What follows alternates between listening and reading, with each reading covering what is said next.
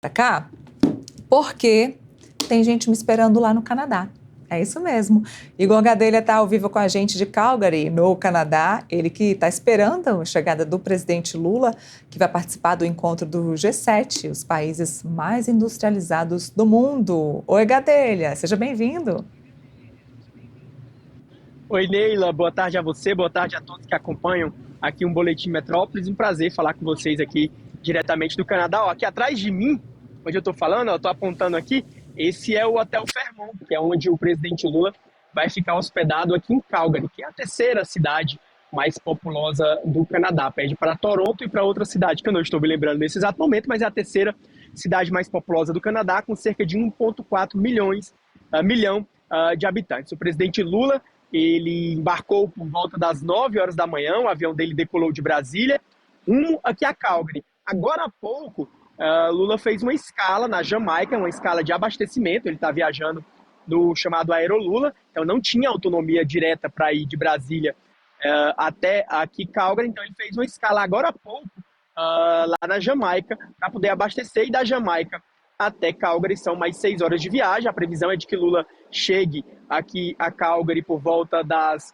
8 horas da noite, né? 8 horas da noite aqui já serão aí 23 horas no Brasil, lembrando que nós estamos com 3 horas a menos aqui no Canadá. Dessa vez a cobertura é a menos, geralmente a gente faz coberturas que a gente está na frente, por conta da Europa, dessa vez a gente está 3 horas a menos. Então ele chega aqui por volta das 20 horas, 8 horas da noite, horário local, 23 horas aí no Brasil, e deve seguir direto para esse hotel. Na hora que o Lula chegar, vai estar acontecendo uma recepção promovida pelas autoridades canadenses aos líderes que participam aqui do G7. O presidente Lula, segundo fontes do governo, não deve participar porque deve chegar muito cansado, deve ir direto se deitar. Esse hotel é o Hotel Fairmont, é um hotel 5 estrelas, tem outros presidentes, outros líderes também hospedados aqui. Agora, Neila, a cúpula mesmo do G7, perdão, ela não está ocorrendo nessa cidade. Calgary é a maior cidade perto de onde está ocorrendo a cúpula. A cúpula ela está ocorrendo em um resort em Canandaigua, que é nas montanhas aqui da província de Alberta,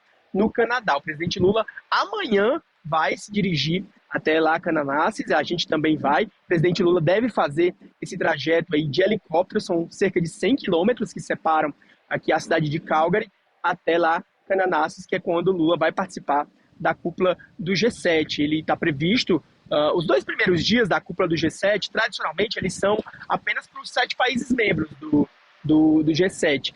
Depois disso, aí que os países convidados eles se juntam, como é o caso do Brasil. Então o Lula só vai se juntar oficialmente mesmo ao evento nessa terça-feira, que é quando ele deve discursar. Uma curiosidade, o discurso dele não será transmitido, assim como todas as outras falas ali da cúpula, o discurso de Lula não vai ser transmitido, mas o governo brasileiro promete divulgá-lo depois.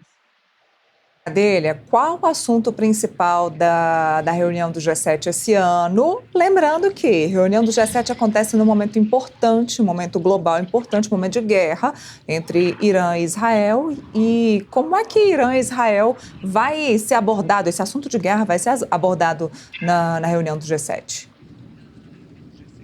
Olha, Neila, o tema escolhido pelo Canadá para a cúpula do G7 desse ano foi o futuro da segurança energética, mas obviamente esse não vai ser, esse tema vai acabar sendo ofuscado pelo conflito, né, pela escalada do conflito entre Israel e Irã lá no Oriente Médio. Esse deve ser o principal tema discutido ali pelas autoridades. O que eu apurei? Os países, os 7 membros do G7, eles estão negociando uma declaração final sobre esse conflito. Essa declaração está sendo esboçada ainda está sendo negociada, mas ela pediria a desescalada do conflito entre Israel e Irã. Agora, o que acontece? O presidente dos Estados Unidos, Donald Trump, ele tem resistido a assinar essa declaração, né? Lembrando que Trump tem tido uma postura mais pró-Israel nesse lado do conflito. Então, a gente vai ter que ver se essa declaração de fato vai sair, né? Se Trump vai querer mesmo assinar, se vai ser uma declaração conjunta ou se será uma declaração desfalcada ali, somente de 6 países, ou declarações individuais.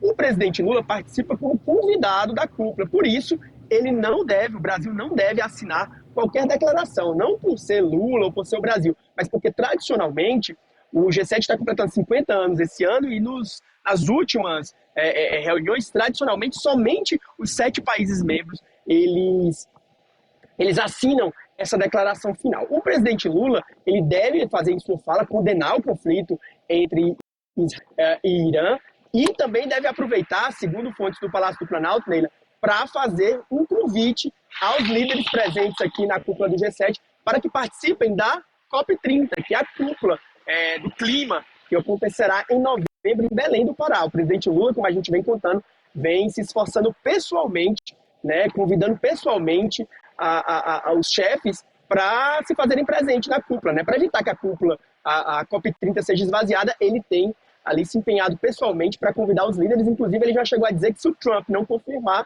ele vai ligar para o Trump. Inclusive, o pessoal brinca aqui do Itamaraty que se o Lula cruzar com o Trump ali no G7, né, porque eles vão estar em algumas sessões conjuntas, ele vai sim convidar o Trump, vai apertar a mão do Trump e vai convidar o Trump pessoalmente para vir para a COP30 aqui no Brasil. Aqui no Brasil não, aí no Brasil.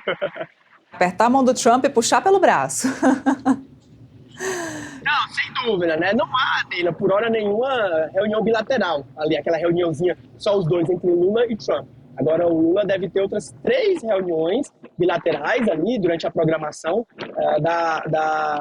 do G7. Vamos lá, a primeira e a mais esperada é a reunião bilateral do presidente Lula com o presidente da Ucrânia, Volodymyr Zelensky. Zelensky veio até aqui o Canadá, ele também quer colocar a guerra da Ucrânia na pauta, embora esse conflito entre Israel e Irã acabou ofuscando um pouco ali, né, a questão da guerra da Rússia e da Ucrânia, mas o Zelensky está aqui, pediu essa reunião com o presidente Lula.